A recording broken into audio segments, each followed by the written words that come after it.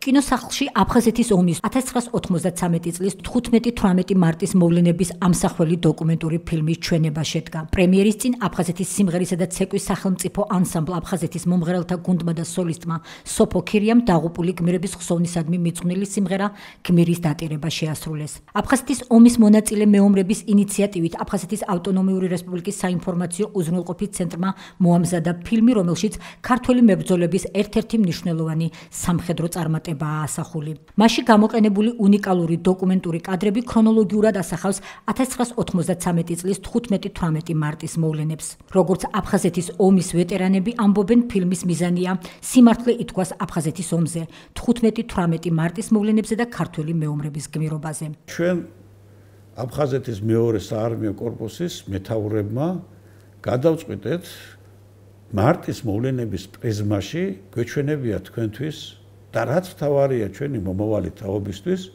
თუ რა იყო აფხაზეთის ომი, რისი გადატანა მოგვიწია ჩვენი და რაც მთავარია გითხრათ სიმართლე აფხაზეთის ომზე, რადგან ჩვენ და სამწუხაროდ ძალიან ბევრი არასწორი ინფორმაცია იქნა გავრცელებული ამ პერიოდში და მათზე მოგაწოდოთ თქვენ სწორი და რაც მთავარია ობიექტური ინფორმაცია. ქართულ-აფხაზურ კონფლიქტს უწოდებენ ამას ყველაფერს, ეს მიუღებელია. ჩვენ ამით დამპყრობელს ვაძლევთ საშუალებას დადგეს გვერდზე ჩრდილში პასუხგებლობა ჩვენ დაგვაბრალოს ქართველებს, აფხაზებს.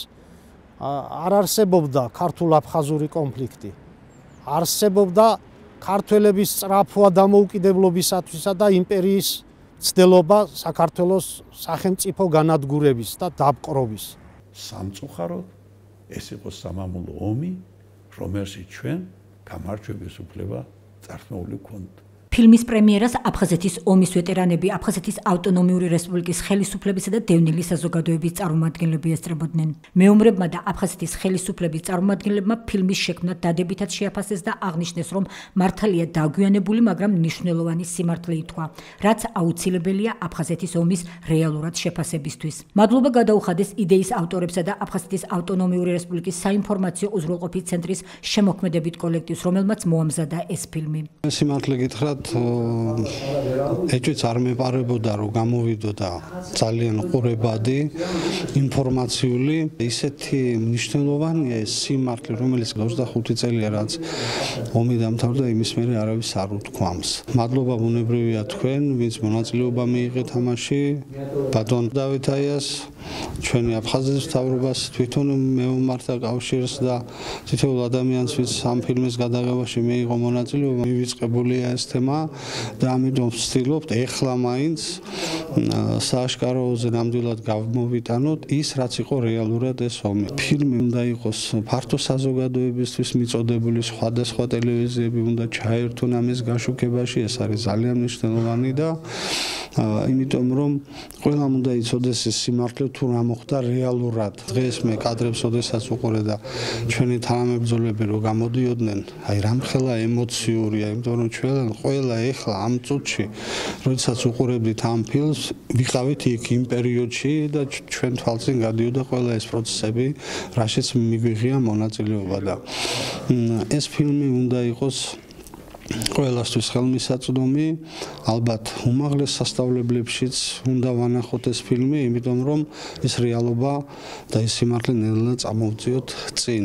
სოხუმი ალყაში შემორტყული იყო ყველა მხრიდან, უტევდნენ ჰაერიდან, ზღვიდან, ხმელეთიდან, მაგრამ სიყვარული ქვეყნისადმი, ოჯახის პატრიოტიზმი, ქალაქისადმი სიყვარული და სიმართლისათვის ბრძოლა ამან გადაწყვეტი როლი ითამაშა ამ ლოკალურ გამარჯვებაში.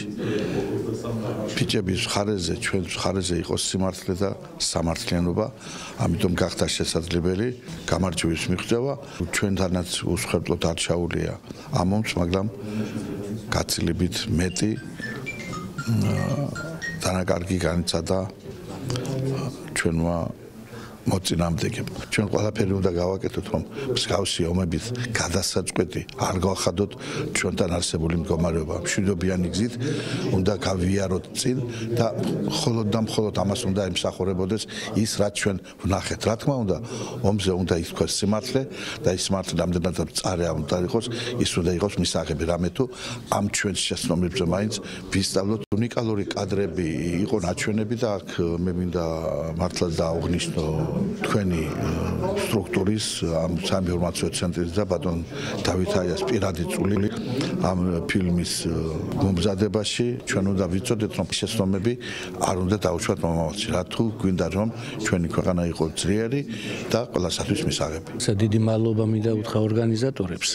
ყველა იმ ადამიანს, ვის ამ ფილმში მონაწილეობდა და თქვა სრული სიმართლე და კიდე ბევრია სათქმელი, იმიტომ რომ ალბათ სხვა ფილმებში კიდე მოხსენიებული იქნება კიდე მეტი გმირი. მე მოკლედ მინდა გითხრათ, რომ მე ამაყება რომ ამ ბიჭებთან ერთად ვიყავი იმ პერიოდში, ჩემ ქალაქთან ერთად ვიყავი როგორც მოხალისე და მინდა გითხრათ, რომ ქართველ მეომარს ბრძოლა და ომი არ წაუგია. ომი და ბრძოლა წააგო პოლიტიკურმა ხელმძღვანელობამ. მე არ ვლაპარაკობ იმაზე, რომ ჩვენ რუსეთს მოუგებდით ომს, მაგრამ უფრო ღირსეულად რო შეიძლებოდა ყველაფრის დამთავრება და ნაკლები დანაკარგებით გამოსვლა. ამ ფილმში ეს ნათლად ჩანს. თუ ვინ წააგო ომი აფხაზეთში. მაგრამ ეს ომი ჯერ კიდევ არ დამთავრებულა. სულ მიდის ლაპარაკი იმაზე, რომ ეს იყო ეთნო კონფლიქტი, არა, ეს იყო ქართულ-რუსული ომი, როგორც ცხინვალის რეგიონში და არა სამხრეთ ოსეთში, ეს ტერმინის ვერ მოვიცილეთ და ეს იყო აფხაზეთში. ფილმის ჩვენებას აფხაზეთის ომში გმირულად დაღუპული ცნობილი გენერლის გენო ადამიანის ოჯახის წევრებიც ესწრებოდნენ. როგორც ელგუჯა ადამია ამბობს, მისთვის ძალზედ ემოციური იყო ფილმის ყურება, რადგან მან პირველად იხილა მამამისის სიცოცხლის უკანასკნელი წუთების ამსახველი კადრები. დღეს მემატიანებმა შექმნეს ფილმი, რომელიც მომავალი თაობისთვის ძალიან მნიშვნელოვანია და ძალიან ღირებული იქნება. ეს ფილმი იყო ძალიან კომპაქტური, ძალიან კონკრეტული, გენო ადამიანის შრომამ და სწრაფამ მშვიდობისაკენ ვერ გამოიღო შედეგი. ამიტომ გენერალი ადამია, რომელიც დაჭრილი იყო და რომელსაც ბოლო შეხვევა 28 რიცხვში გავუკეთე მე, ელგუჯა ადამიანს ჰოსპიტალის უფროსმა და მისმა შვილმა, დავკარგეთ ეს ჩვენი ბრწყინვალე გენერალი.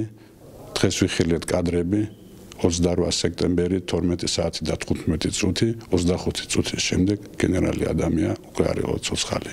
ის შებრუნდა აბობოქრებულ ქალაქში და სიცოცხლის ბოლო წუთამდე იბრძოდა თავისი ქალაქის კეთილდღეობისათვის, მშვიდობისათვის და ხალხის გაერთიანებისათვის.